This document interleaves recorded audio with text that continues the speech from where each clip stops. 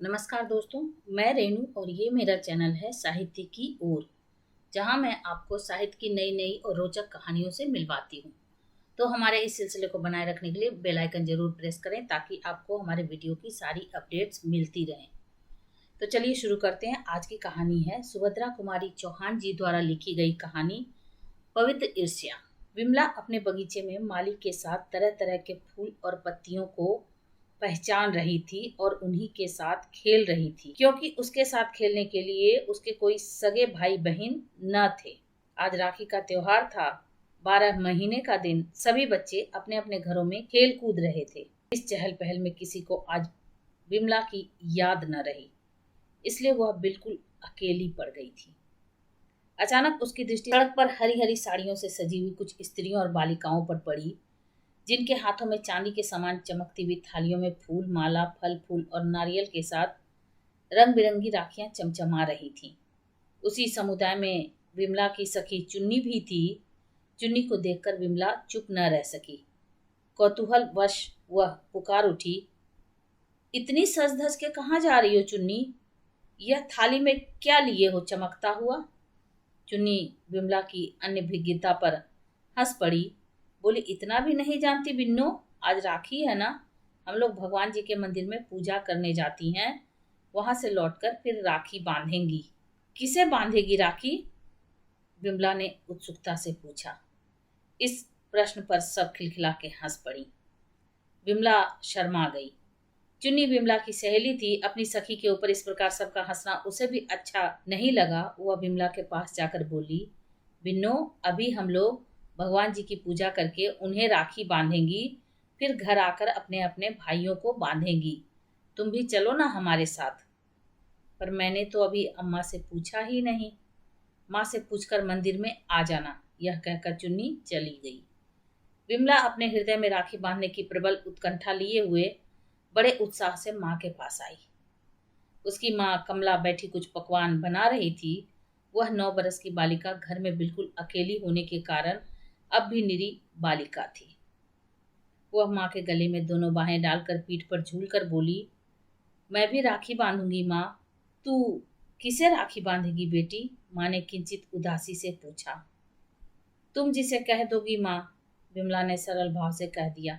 किंतु माँ की आंख के आंसू रुक न सके। कुछ क्षणों में अपने को कुछ स्वस्थ पाकर कमला ने कहा, तेरी किस्मत में राखी बांधना लिखा ही होता तो क्या 4 भाइयों में से एक भी न रहता? राखी का नाम लेकर जला मत बेटी, चुप रह। माँ के आंसुओं से विमला सहम सी गई। कहाँ के और किसके 4 भाई, वह कुछ भी न समझी। हाँ, वह इतना ही समझी कि राखी के नाम से माँ को दुख होता है, इसलिए राखी का नाम अब माँ के सामने नहीं लेना चाहिए। पर राखी बांधने की अपनी उत्कंठा को वह दबा न सकी। किसे राखी बांधे और कैसे बांधे, इसी उधेड़बुन में वह फिर बगीचे की ओर चली गई। फाटक के नजदीक चुपचाप बैठकर वह गीली मिट्टी के लड्डू, पेड़ा, गुजिया और तरह तरह के पकवान बनाने लगी। किंतु राखी की समस्या अभी तक उसके सामने उपस्थित थी। इसी समय रोली का टीका लगाए, फूलों की माला पहने और हाथों में चमकती हुई राखियां बांधे हुए उसके पास अखिलेश आया। वह अपना वैभव विमला को दिखलाना चाहता था, क्योंकि विमला और उसमें मित्रता होने के साथ साथ सदा इस बात की भी लाग डांट रहती थी कि कौन किससे किस बात में बढ़ा चढ़ा है। दोनों सदा इस बात को सिद्ध करना चाहते थे कि हम तुमसे किसी बात में कम नहीं हैं। विमला पकवान बनाने में इतनी तल्लीन थी कि अखिलेश का आना उसे मालूम न हो सका।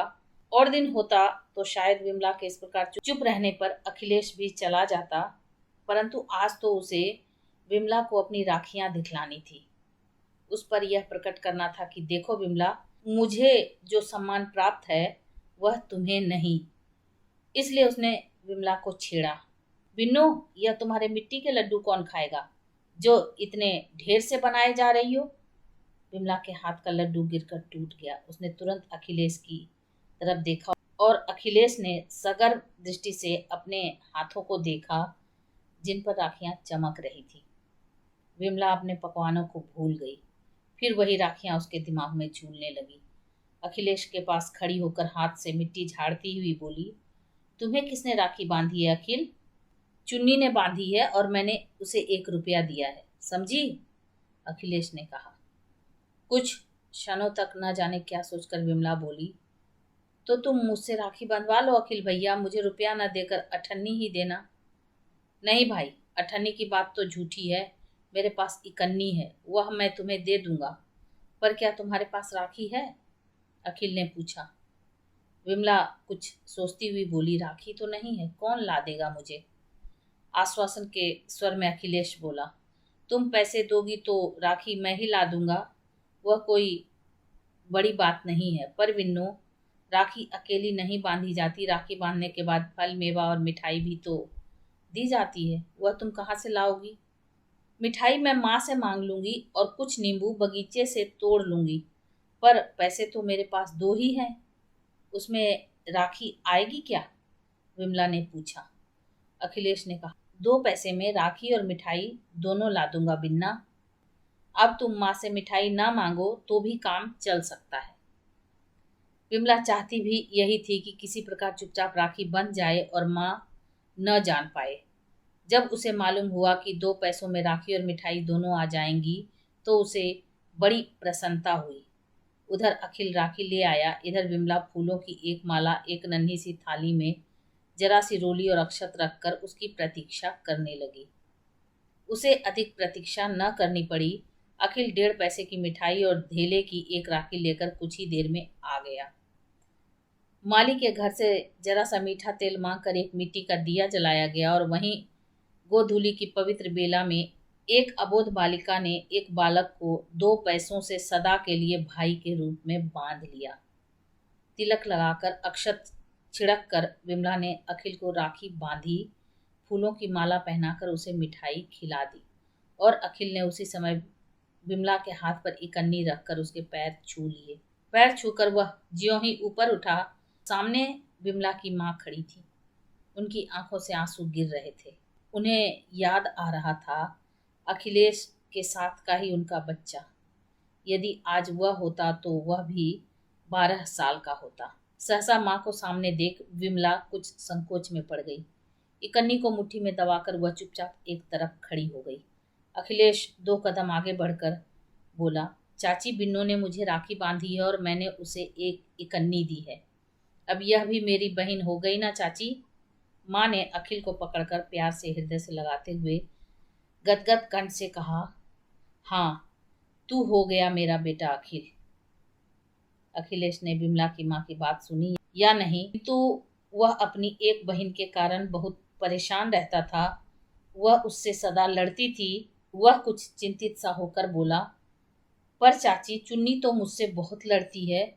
बिन्नो बहन हो गई, यह भी मुझसे लड़ा करेगी? नहीं रे पगले, सब बहनें नहीं लड़ा करती, माँ ने कहा और दोनों बच्चों को लेकर घर गई।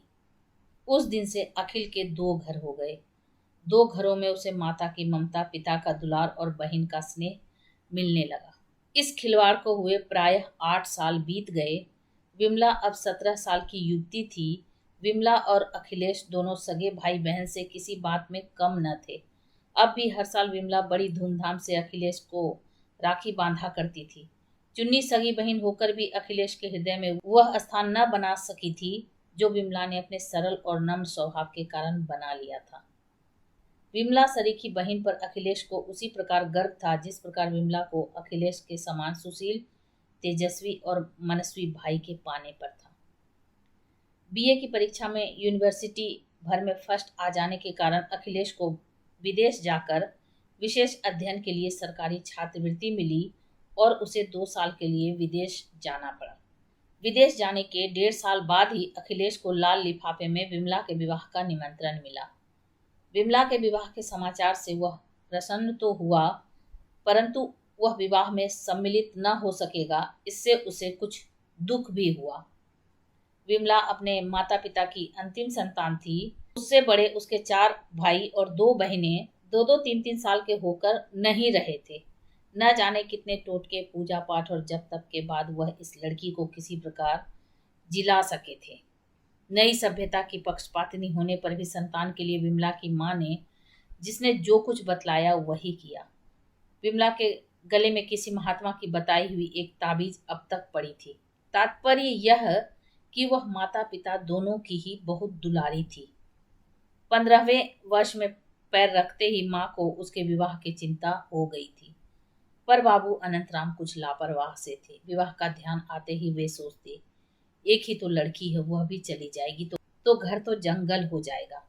जितने दिन विवाह टले उतने ही दिन अच्छा है। इसी से वह कुछ बेफिक्र से रहते। इसके अतिरिक्त उन्हें विमला के योग्य कोई वर भी न मिलता था। वर अच्छा मिलता तो घर मन का ना होता, और घर अच्छा मिलता तो वर में कोई न कोई बात ऐसी रहती जिससे वह विवाह करने में कुछ हिचकते थे। उनके मकान के कुछ ही दूर पर गंगा अपनी निर्मल धारा में तेजी से बहा करती थी। प्रायः वहां के सब लोग रोज गंगा में ही स्नान करते थे। विमला भी अपनी माँ के साथ रोज गंगा नहाने जाती थी। एक दिन प्रातःकाल दोनों माँ बेटी नहाने गई थी। अचानक विमला का पैर फिसला और वह बह चली। माँ पुत्री को बचाने के लिए आगे बढ़ी, किंतु बचाना तो दूर, वह स्वयं भी बहने लगी। घाट पर किसी व्यक्ति की नजर उन पर नहीं पड़ी, इसलिए दोनों माँ बेटी बहती हुई पुल के नजदीक पहुंच गईं। पुल के ऊपर से कुछ कॉलेज के विद्यार्थी घूमने निकले थे। एक की नजर इन असहाय स्त्रियों पर पड़ी। वह फौरन कूद पड़ा। बहुत अच्छा तैराक होने के कारण अपने ही बाहुबल पर वह दोनों माँ बेटी को बाहर निकाल लाया। उसकी सहायता के लिए दूसरे विद्यार्थी भी घाट पर आ गए थे। कोई डॉक्टर के लिए दौड़ा और कोई मोटर के लिए। कुछ देर में माँ तो होश में आ गई, पर विमला स्वस्थ न हुई। इसी बीच अनंत राम जी के पास भी खबर पहुंची। वे भी दौड़ते हुए आए। कमला और विमला अभी तक नहाकर वापस न गई थीं। उन्हें रह रहकर आशंका हो रही थी कि कहीं वे ही न हो। घाट पर पहुंचकर देखा तो आशंका सत्य निकली। मोटर पर कमला और विमला को बैठाकर वे घर आए। वे अपने उपकारी उस विद्यार्थी को भी न भूले जिसने उनकी स्त्री और कन्या को डूबने से बचाया था। अनंत राम जी के आग्रह से विनोद को भी उनके घर तक आना पड़ा। विमला कई दिनों तक बीमार रही। विनोद प्रायः रोज उसे देखने आता रहा। इसी बीच अनंत राम ने विनोद का सब हाल मालूम कर लिया और उन्होंने विनोद को सब प्रकार से विमला के योग्य समझा। उन्होंने ईश्वर को कोटिशः धन्यवाद दिए जिसने घर बैठे विमला के लिए योग्य पात्र भेज दिया था। विनोद वसंतपुर का निवासी था और यहाँ कॉलेज में एमए फाइनल में इसी साल बैठने वाला था। परिवार में पिता को छोड़कर और कोई न था। पिता डिप्टी कलेक्टर और बसंतपुर के प्रसिद्ध रईस थे। विनोद स्वयं बहुत सुंदर, स्वस्थ, तेजस्वी और मनस्वी नवयुवक था। अन्य नवयुवकों की तरह उसमें उच्च श्रृंखलता नाम मात्र को न थी। वह विमला को देखने आता था अवश्य, पर जब तक अनंत राम जी स्वयं उसे अपने साथ लेकर भीतर न जाते, वह कभी अंदर न जाता। उसके इस व्यवहार और अध्ययनशीलता पर, उसकी विद्या और बुद्धि पर अनंत राम और उनकी स्त्री दोनों ही मुग्ध थे, और इसलिए अपनी प्यारी पुत्री को उन्होंने विनोद को सौंप दिया। विनोद भी विमला के शील स्वभाव पर मुग्ध था। इसके पहले उसने विवाह की तरफ सदा अनिच्छा ही प्रकट की थी, किंतु विमला के साथ जो विवाह का प्रस्ताव हुआ तो उसे वह टाल न सका, प्रसन्नता से स्वीकार ही किया। विनोद विमला को इतना अधिक चाहते थे कि विवाह के बाद वह 2-3 महीने तक माँ के घर वापस न आ सकी। विनोद उसे रोकते न थे, पर विमला जानती थी कि उसके जाने के बाद उन्हें कितना बुरा लगेगा। माता पिता से मिलने के लिए वह कभी कभी बहुत विकल भी हो जाती थी। उसकी इस विकलता से विनोद को भी दुख होता था, किंतु वह विमला का क्षणिक वियोग भी सहने को तैयार न था। यहाँ तक कि उसने अपने मित्रों से मिलना जुलना बंद सा कर रखा था। उसका अधिकांश समय उनके शयनगार में ही बीतता। वहीं वह पढ़ते लिखते और विमला वहीं उनकी आंखों के सामने रहती। विवाह के 3 महीने बाद विनोद के पिता की बदली उसी शहर में हो गई जहां विमला का मायका था। विमला और विनोद दोनों ही इससे प्रसन्न हुए। अब विमला को माता पिता से मिलने की भी सुविधा हो गई और विनोद का भी साथ न छूटता था। अब वह प्रायः दूसरे तीसरे दिन घंटे 2 घंटे के लिए आकर अपने माँ बाप से मिल जाया करती थी। इसी प्रकार एक दिन विनोद के साथ विमला अपनी माँ के घर आई। विमला तो अंदर चली गई। विनोद वहीं हॉल में आई चिट्ठियों को देखने लगे। एक पत्र विदेश से आया था। लिखावट उसके मित्र और सहपाठी अखिलेश की थी। पत्र था विमला के लिए। विनोद ने उत्सुकता से पत्र को खोला, जिसमें लिखा था, प्यारी विन्नो, अब तो तुम्हारे पत्रों के लिए बड़ी लंबी प्रतीक्षा करनी पड़ती है। क्या तुम्हें पत्र लिखने तक का अवकाश नहीं मिलता? अपने नए साथी के कारण तो मुझे नहीं भूली जा रही हो। यदि ऐसा होगा तो भाई मेरे साथ अन्याय होगा। पत्रों का उत्तर तो कम से कम दे दिया करो। चाची को प्रणाम कहना, और अब पत्र देर से लिखा तो मैं भी नाराज हो जाऊंगा। समझी? तुम्हारा अखिलेश। पत्र पढ़कर विनोद स्तंभित से रह गए। वह समझ न सके कि कब और कैसे अखिलेश की विमला से पहचान हुई। 2 साल पहले 7 साल तक अखिलेश ने उनके साथ ही पढ़ा। उसने कभी भी विमला का जिक्र उनसे नहीं किया, और न विवाह के बाद आज तक विमला ने ही कुछ अखिलेश के विषय में उनसे कहा। और अब पत्र आते हैं तो विमला के मैके के पते से। पत्र की भाषा तो यही प्रकट करती है जैसे दोनों बहुत दिनों से बहुत घनिष्ठ मित्र के रूप में रहे हैं। वे गहरी चिंता में डूब गए। आज पहली बार विमला उन्हें कुछ दोषी सी जान पड़ी। उसे विनोद से अखिलेश के विषय में सब कुछ कह देना चाहिए था। अखिलेश के प्रति भी आज विनोद के हृदय में एक प्रकार के ईर्ष्याजनित भाव जागृत हुए।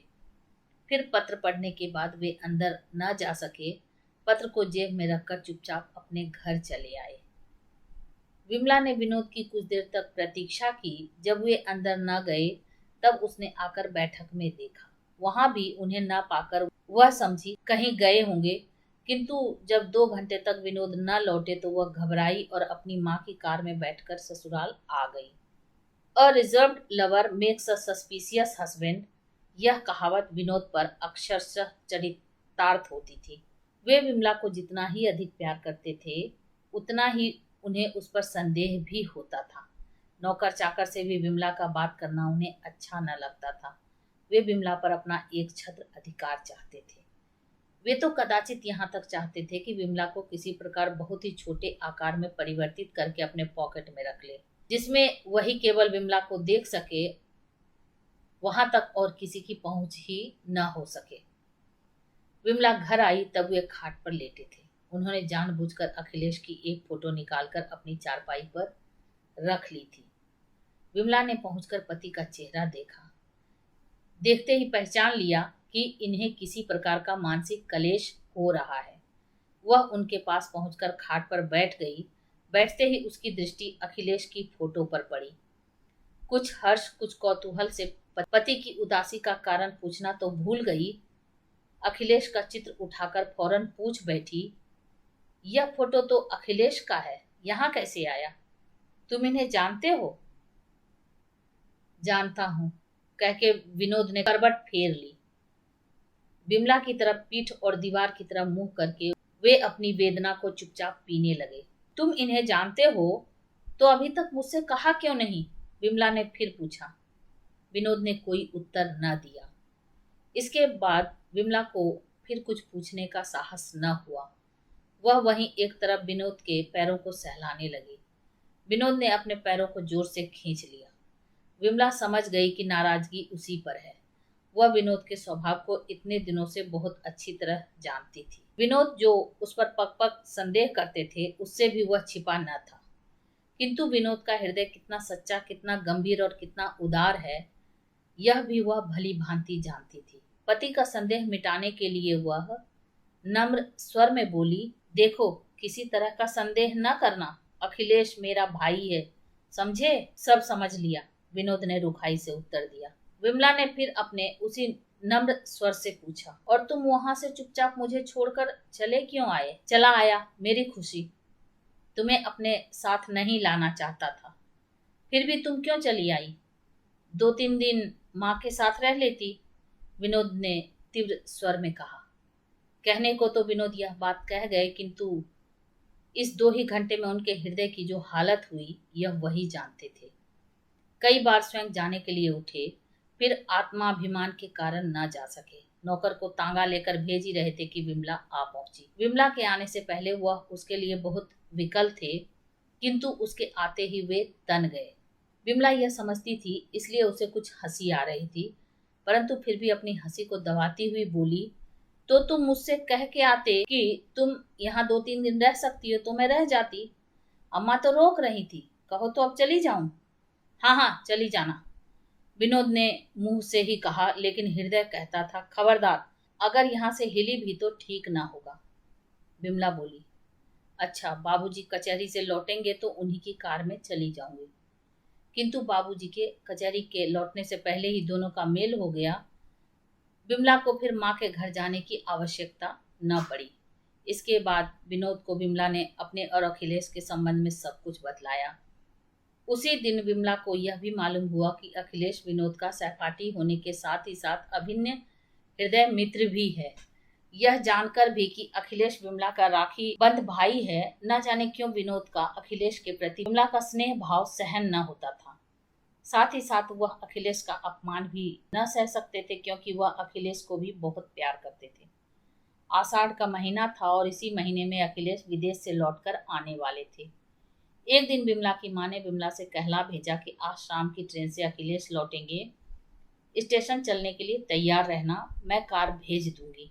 विनोद कहीं बाहर गए थे। लौटने के बाद जलपान करके बैठे तो विमला ने उनसे कहा, आज अखिल भैया आएंगे, स्टेशन चलने के लिए तैयार रहना, अम्मा कार भेज देंगी। मैंने तुमसे कब कहा था कि मैं स्टेशन जाऊंगा, जो तुम मुझसे तैयार रहने के लिए कह रही हो?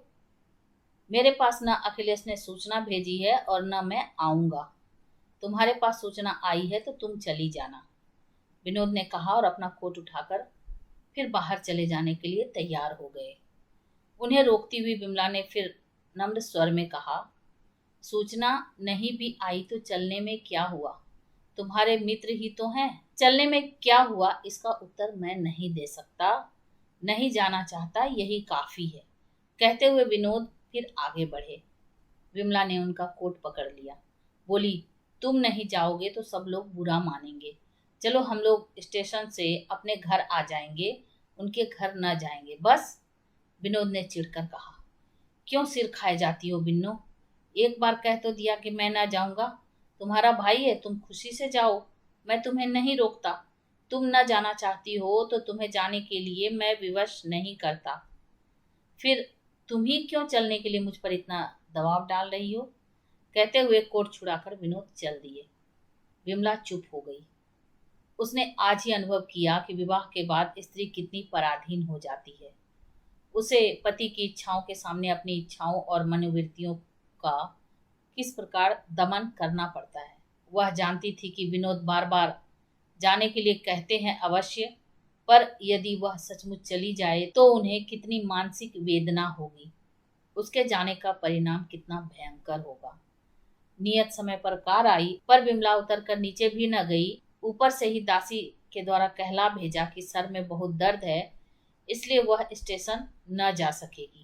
स्टेशन पर उतरते ही सबसे पहले अखिलेश ने विमला के विषय में पूछा और उसे अस्वस्थ जानकर उन्हें दुख हुआ। सबसे मिलजुल कर वह स्टेशन से सीधे विमला के घर आए। विमला स्टेशन न गई थी, फिर भी उसे पूर्ण विश्वास था कि स्टेशन पर न पाकर अखिलेश सीधे उससे मिलने आवेंगे, इसलिए वह अपने छज्जे पर से उत्सुक आंखों से मोटर की प्रतीक्षा कर रही थी। उसने अपनी माँ की मोटर दूर से देखी और दौड़कर नीचे आ गई। उसे याद न रहा कि वह सिरदर्द का बहाना करके ही स्टेशन नहीं जा सकी है। विमला ने देखा विनोद और अखिलेश साथ ही मोटर से उतरे। उनकी माँ उन्हें छोड़कर बाहर से ही चली गई। वह पुरानी प्रथा के अनुसार बेटी के घर जाना अनुचित समझती थी। विमला उन्हें ड्राइंग रूम में ही मिली। उसे देखते ही अखिलेश ने स्नेह स्वर में उससे पूछा, कैसी दुबली हो गई हो बिन्ना, क्या बहुत दिनों से बीमार हो? देखो अब मैं आ गया हूँ, अब तुम बीमार न रहने पाओगी। विमला हंस पड़ी, बोली, अखिल भैया तुम्हें तो मैं सदा दुबली ही देखा करती हूँ, पर तुम कितने दुबले हो गए हो, तुम्हारा स्वास्थ्य भी तो बहुत अच्छा नहीं जान पड़ता। इसी प्रकार बहुत सी आवश्यक अनावश्यक बातों के बाद अखिलेश ने विनोद की पीठ पर एक हल्का सा हाथ का धक्का देते हुए कहा, और क्यों बे पाजी, मुझसे बिना पूछे तुझे मेरे बहनोई बनने का दुस्साहस कैसे हो गया? विनोद हंसता हंसता बोला, अखिल यार, इतने दिनों तक विदेश में रहकर भी तुम निरे बुद्धू ही रहे। कहीं ऐसी बातें भी किसी से पूछ कर की जाती हैं? अखिल भी हंस पड़ा। रात अधिक हो चुकी थी, इसलिए वह घर जाने के लिए उठे। विमला ने उनसे जाते समय पूछा, अब कब आओगे अखिल भैया? तुम जब कह दो बिन्नो, अखिल ने उत्तर दिया। विमला ने उनसे दूसरे दिन फिर आने के लिए कहा। इसके बाद अखिल अपने घर गए। विनोद को विमला का अखिलेश के प्रति इतना प्रेम प्रदर्शित करना, इस प्रकार अनुरोध से बुलाना अच्छा न लगा। वे बोले तो कुछ नहीं, पर उसकी प्रसन्नता उदासी में परिणत हो गई। उनसे कुछ न करने पर भी उनकी भावभंगी और व्यवहार से विमला समझ गई कि विनोद को कुछ बुरा लगा है। विनोद ने विमला को बहुत आग्रह करने पर अपने हृदय के सब भाव उससे साफ साफ कह दिए। उन्होंने यह भी कहा कि उन्हें विमला का अखिलेश के प्रति इतना अधिक स्नेह भाव संदेहात्मक जान पड़ता है। विमला ने अपने प्रयत्न भर उनके संदेह को दूर करने की कोशिश की और अंत में उन्हें यहाँ तक आश्वासन दिया कि यदि विनोद न चाहेंगे तो विमला अखिलेश से कभी मिलेगी भी नहीं, किंतु इतने वर्षों का संबंध कुछ घंटों में ही तोड़ देना बहुत कठिन है। दूसरे दिन अखिलेश के आते ही विमला यह भूल गई कि रात के समय क्या क्या बातें हुई थी। वह फिर अखिलेश से उसी प्रकार प्रेम से बातें करने लगी, किंतु कुछ ही क्षण बाद विनोद की मुखाकृति ने उसे रात की बातें याद दिला दी। वह कुछ गंभीर हो गई। उसकी आंखें करुणा और विवशता से छलक आई। विमला की आंखों में करुणा का आविर्भाव होना स्वाभाविक ही था, क्योंकि वह हृदय से दुखी थी। उस पर जो संदेह था वह निर्मूल था। वह जिस मर्मांतक पीड़ा का अनुभव कर रही थी, उसे वही समझ सकता है जिसका पवित्र संबंध कभी संदेह की दृष्टि से देखा गया हो। विमला प्रयत्न करने पर भी अपने आंखों की करुणा न छिपा सकी। उसने एक दो बार अखिलेश की ओर देखा और थोड़ी बातचीत भी की, किंतु अपनी विवशता या कातरता प्रकट करने के लिए नहीं, किंतु यह प्रकट करने के लिए कि उसके इस व्यवहार और उदासीनता से अखिलेश यह न समझ बैठे कि उनका किसी प्रकार का अपमान हुआ है। विमला की दृष्टि और व्यवहार से विनोद का संदेह और बढ़ गया। वे विमला की प्रत्येक भावभंगी को बड़े ध्यान से देख रहे थे और जितना ही वे उस पर विचार करते उनका संदेह गहरा होता जाता। यह अखिलेश ने भी देखा कि आज विमला और विनोद दोनों ही कुछ अस्वस्थ और अनमने हैं, किंतु उनकी अस्वस्थता के कारण अखिलेश ही हो सकते हैं, यह वह सोच भी न सके, क्योंकि विनोद और विमला दोनों के प्रति उनका पवित्र और प्रगाढ़ प्रेम था। उस स्नेह भाव को ध्यान में लाते हुए उदासी का कारण अपने आप को समझ लेना अखिलेश के लिए आसान न था, किंतु फिर भी विनोद और विमला दोनों के ही व्यवहार ने आज उन्हें आश्चर्य में डाल दिया। वह न जाने किस विचारधारा में डूबे हुए अपने घर गए। जाते समय कुछ हिचक और कुछ संकोच के साथ विमला ने उनसे कहा, कभी कभी आया करना अखिल भैया। विनोद उठकर अखिल के साथ हो लिए। बातचीत करते करते विनोद अखिल के घर तक पहुंच गए। उन्होंने अखिलेश के साथ ही भोजन किया। दोनों का प्रेम सच्चा था। उनका स्नेह इतना निष्कपट था कि विनोद अपने इस संदेह को भी अखिल से ना छिपा सके। उन्होंने अखिल से यहाँ तक कह दिया, भाई अखिल, यदि तुम मुझे सुखी देखना चाहते हो तो विमला से जरा कम मिलो। मैं यह जानते हुए कि तुम मेरे हितैषी हो, मेरे बंधु हो, विमला चाहे एक बार मुझसे कोई बात छिपा भी जाए, पर तुम न छिपा सकोगे। नहीं चाहता कि तुम विमला से अधिक मेल जोल रखो। अखिलेश, मुझे ऐसा जान पड़ता है कि तुम्हारे स्नेह के सामने विमला के हृदय में मेरे स्नेह का दूसरा स्थान हो जाता है। तुम्हारा मूल्य उसकी आंखों में मुझसे कहीं ज्यादा हो जाता है।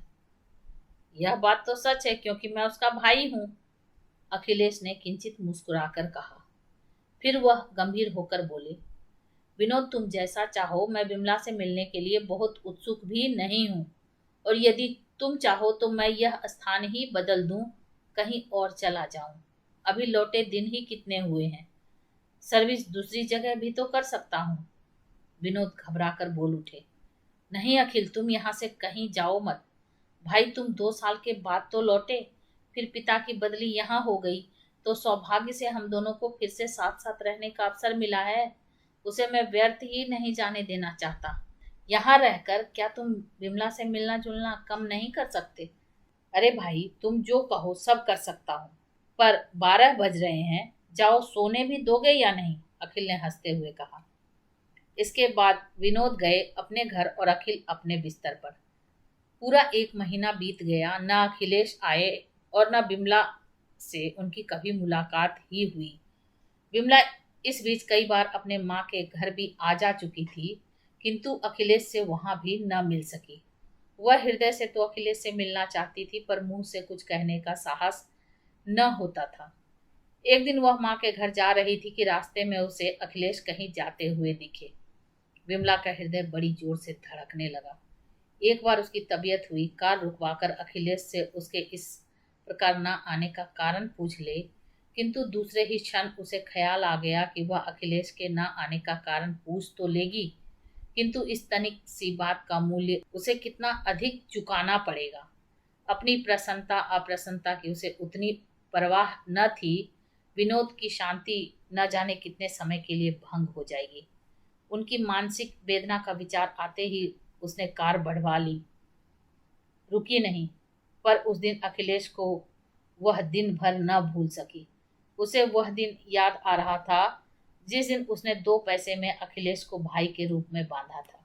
इसी प्रकार कुछ दिन और बीत गए। राखी का त्योहार आया। विमला आज अपने भ्रातृ प्रेम को न रोक सकी। वैसे वह चाहती तो माँ के घर जाकर वहां अपनी माँ के द्वारा अखिलेश को बुलवा सकती थी, किंतु विनोद से छुपाकर वह कुछ भी न करना चाहती थी। इसलिए वह विनोद के पास आकर कुछ संकोच के साथ बोली, आज राखी है, तुम मुझे अखिल भैया के घर ले चलना, मैं उन्हें राखी बांध आऊंगी। विनोद किसी पुस्तक को एकाग्रचित्त से पढ़ रहे थे। विमला की बात कदाचित बिना सुने ही उन्होंने सिर झुकाए ही झुकाए कह दिया, अच्छा। विमला को मुंह मांगा वरदान मिला। उसने आगे और कोई बातचीत ना की।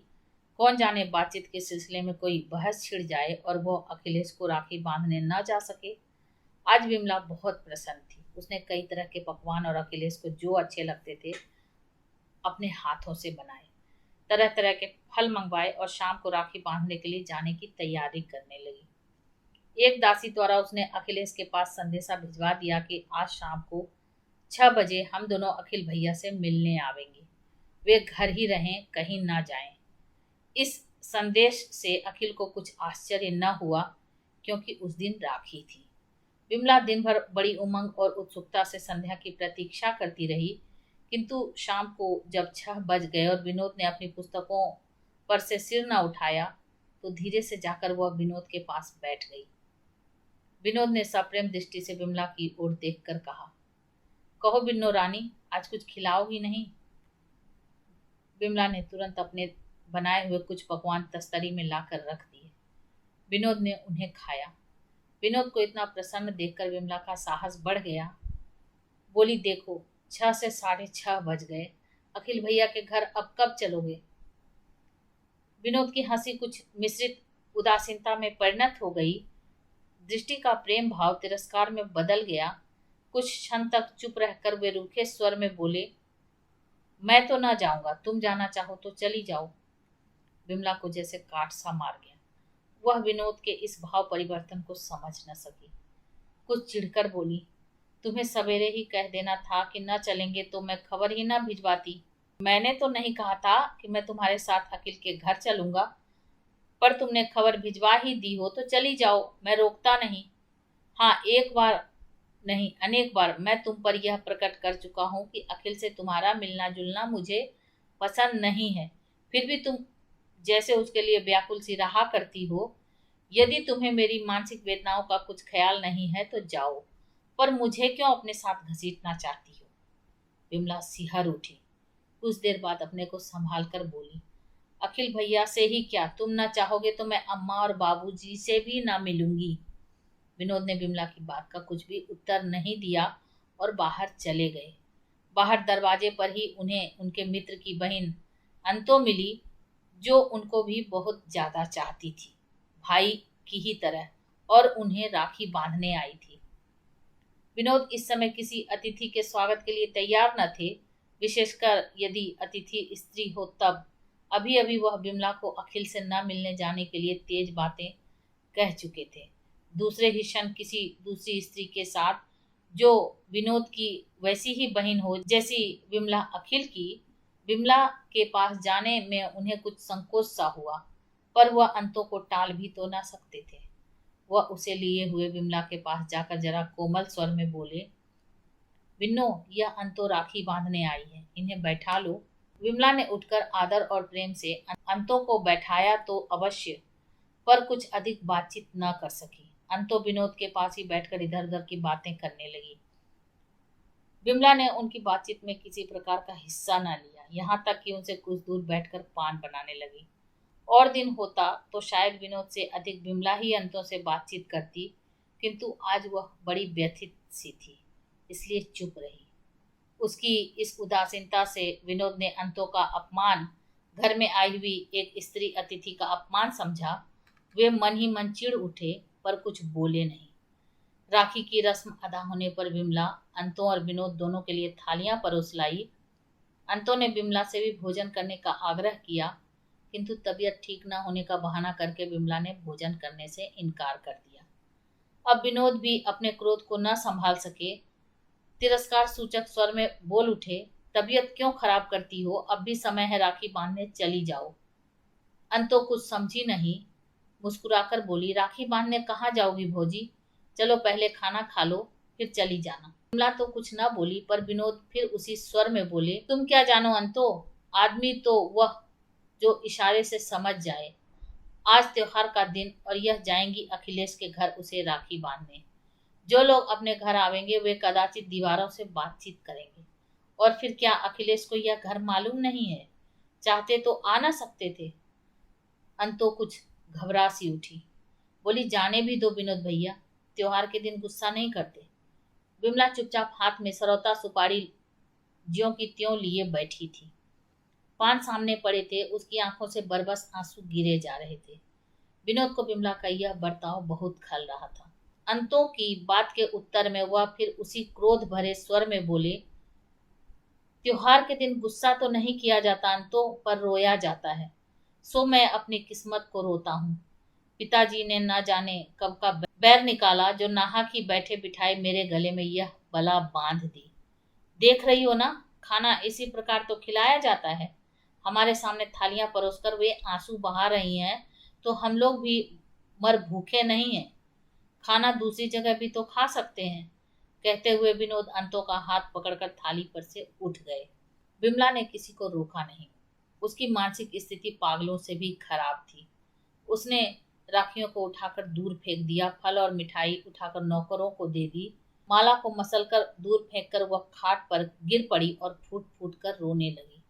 अखिल का पवित्र प्रेम, उनका मधुर व्यवहार, उन दो नन्हे नन्हे अबोध बच्चों के द्वारा राखी का अभिनय, एक एक करके अतीत की सब स्मृतियां उसके सामने साकार बनकर खड़ी हो गई। आज उसकी वही स्नेहलता, जिसे दो नन्हे नन्हे अबोध बालकों ने अपनी पवित्रता पर आरोपित किया था, तरुण हृदयों ने अपनी दृढ़ता से मजबूत बनाया था, एक मिथ्या संदेह के आधार पर निर्दयता से कुचली जा रही थी। विमला कांप उठी। वह पलंग पर उठकर बैठ गई और अपने ही आप बोल उठी, हे ईश्वर, तू साक्षी है, यदि मैं अपने पद से जरा भी विचलित हूँ तो मुझे कड़ी से कड़ी सजा देना। पतिव्रत धर्म, स्त्री धर्म तो यही है ना कि पति की उचित अनुचित आज्ञाओं का चुपचाप पालन किया जाए। वह मैं कर रही हूँ।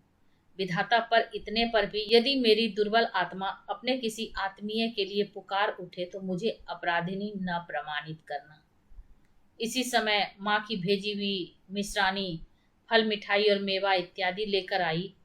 विमला भरी तो बैठी ही थी, मिश्रानी को देखते ही बरस पड़ी। अपने क्रोध भरे स्वर में कहा, मिश्रानी, यह सब क्यों ले आई हो? ले जाओ, मैं क्या करूंगी लेकर।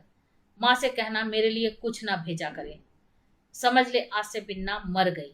मिश्रानी कुछ देर तक अचंभित सी खड़ी रही। उसकी समझ में न आया कि क्या करे। विमला को इस रूप में उसने कभी न देखा था। इसी समय विमला की दूसरी डांट से मिश्रानी की चेतना जागृत हो उठी। विमला ने अपना क्रोध फिर उस पर उतारा। बोली, जाती हो कि खड़ी ही रहोगी? बेचारी मिश्रानी को कुछ कहने का साहस न हुआ। डरते डरते थाली वहीं मेज पर धीरे से रखकर वह जाने लगी। विमला ने पुकारा, यह थाली उठा लिए जाओ मिश्रानी। मिसानी ने चुपचाप थाली उठाई और चली गई। विमला की माँ से उसने विमला के कहे सारे वाक्य दोहरा दिए।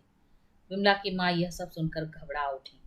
पुरानी प्रथा के अनुसार बेटी की देहली के भीतर पैर रखना अनुचित है, इसका उन्हें ख्याल न रहा। इसी समय वह कार में बैठकर विमला के पास पहुंच गई। इस समय तक विमला रो धोकर कुछ शांत होकर बैठी थी। सोच रही थी कि नाहा की माँ के घर की चीजें वापस भेजी, मिश्रानी से अनावश्यक बातें कह के बुरा ही किया, वह आखिर क्या समझे। समझ भी गई तो क्या कर सकती है। वह माँ से कहेंगी और माँ को दुख होगा। अगर बाबू को मालूम हुआ तो। अनंत राम जी की वेदना के स्मरण मात्र से विमला फिर रो उठी। इसी बीच उसकी माँ ने वहां प्रवेश किया। माँ को देखते ही उसका रहा सहा धीरज जाता रहा। माँ से लिपटकर वह खूब रोई। माँ बेटी दोनों बहुत देर तक बिना कुछ बोले चाले रोती रहीं। अंत में कमला ने किसी प्रकार विमला को शांत किया। माँ के बहुत पूछने पर विमला ने माँ को सब कुछ बतला दिया। इस बात से कमला को कष्ट न हुआ हो सो बात नहीं थी, परंतु विमला को वह किसी प्रकार शांत करना चाहती थी। इसलिए अपनी मार्मिक वेदना को हृदय में ही छिपाकर वह शांत स्वर में विमला को समझाती हुई बोली, बेटी विनोद की बातों का तुम्हें बुरा ना मानना चाहिए। इतना तो समझा करो कि वे तुम्हें कितना अधिक प्यार करते हैं। तुम्हारे ऊपर यदि विनोद का इतना अधिक स्नेह न होता तो वे तुम्हारी इतनी नन्ही नन्ही बातों को इतनी बारीकी से देखते भी तो नहीं। माँ की बातों से विमला को कुछ सांत्वना मिली हो चाहे नहीं, पर वह कुछ बोली नहीं। बहुत रात तक विनोद की प्रतीक्षा करने पर भी जब विनोद न लौटे तो कमला विमला को समझा बुझाकर अपने घर चली आई। विनोद अखिलेश के घर चले गए थे, इसलिए उन्हें घर लौटने में कुछ देरी हो गई। जब विनोद अकेले ही अखिलेश के घर पहुंचे तो वे कुछ चकित से हुए, परंतु विमला के विषय में स्वयं वह कुछ न पूछ सके। विनोद को ही यह विषय छेड़ना पड़ा। रात को बहुत सी बातें तो विनोद के ही द्वारा उन्हें मालूम हो चुकी थी। दूसरे दिन विमला की माँ से उन्हें और भी बहुत सी बातें मालूम हुई। अखिलेश कुछ विचलित से हो उठे। उन्हें अपने ही ऊपर क्रोध आया। उन्होंने सोचा, मैं भी क्या व्यक्ति हूँ जिसके कारण एक सुखी दंपति का जीवन दुखी हुआ जा रहा है। उन्हें कोई प्रतिकार न सूझ पड़ा और अंत में वह एक निश्चय पर पहुंचे। इधर कुछ दिनों से वे यहीं कॉलेज में प्रोफेसर हो गए थे। उन्होंने एक पत्र कॉलेज के प्रिंसिपल को लिखा और दूसरा लिखा विनोद के लिए। कॉलेज का पत्र उसी समय कॉलेज भेजकर दूसरा पत्र नौकर को देकर समझा दिया कि शाम को वह विनोद को दे आवे। नौकर बाजार गया। रास्ते में विनोद से उसकी भेंट हुई। सोचा कि शाम को इतनी दूर आने का झगड़ा कौन रखे, ये मिल गए हैं तो पत्र यहीं दे दूं। चिट्ठी निकाल विनोद को देकर वह आगे निकल गए। पत्र पढ़ते ही विनोद घबरा गए। रात से विमला की तबीयत खराब थी। वे डॉक्टर बुलाने आए थे। अब उन्हें डॉक्टर की याद न रही। वे सीधे अखिलेश के घर की तरफ दौड़े। अखिलेश घर पर न मिले। उन्हें देखने कॉलेज गए, किंतु वहां अखिलेश तो न मिले। हाँ, हर एक की जबान पर बिना किसी कारण ही दिए हुए अखिलेश के इस्तीफे की चर्चा अवश्य सुनने को मिली। विनोद ने जाकर प्रिंसिपल से अखिलेश का इस्तीफा वापस लिया और उनसे कहा कि अखिलेश से मिलकर वह इस्तीफे के विषय में अंतिम सूचना देंगे। जब तक विनोद से उन्हें कोई सूचना न मिले तब तक वे इस्तीफे पर किसी प्रकार का निर्णय न करें। वहां से वे फिर अखिलेश के घर आए। दरवाजे पर तांगा खड़ा था जिस पर अखिलेश का एक बैग और बिस्तर रखा था। विनोद के पहुंचने से पहले ही अखिलेश आकर तांगे पर बैठ गए। उसी समय पहुंचे विनोद।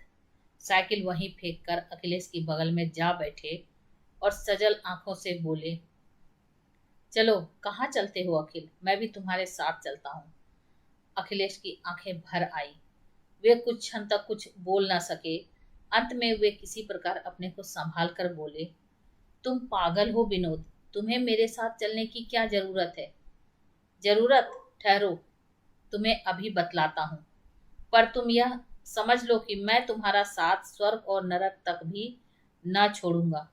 यह देखो तुम्हारा इस्तीफा है। कहते हुए विनोद ने जेब से अखिलेश का दिया हुआ इस्तीफा निकाल कर टुकड़े टुकड़े करके फेंक दिया और तांगा अपने मकान की तरफ मुड़वा लिया। नौकर अखिलेश का सामान विनोद के आदेशानुसार विनोद के कमरे में ही ले जाकर रख आया। विमला समझ न सकी कि विनोद का ऐसा कौन सा आत्मीय आया है जो इन्हीं के कमरे में ठहराया जाएगा। इसी समय सीढ़ियों पर विनोद ने आवाज दी, बिन्नो, यह डॉक्टर आया है। तो ये आप सुन रहे थे सुभद्रा कुमारी चौहान जी द्वारा लिखी गई कहानी पवित्र ईर्ष्या, रेणु की आवाज में। ऐसी अद्भुत रचनाओं को सुनने के लिए मेरे चैनल को सब्सक्राइब करें, लाइक करें और शेयर करें। और हाँ, कमेंट करके ज़रूर बताएं कि आपको ये कहानी कैसी लगी। Thank you.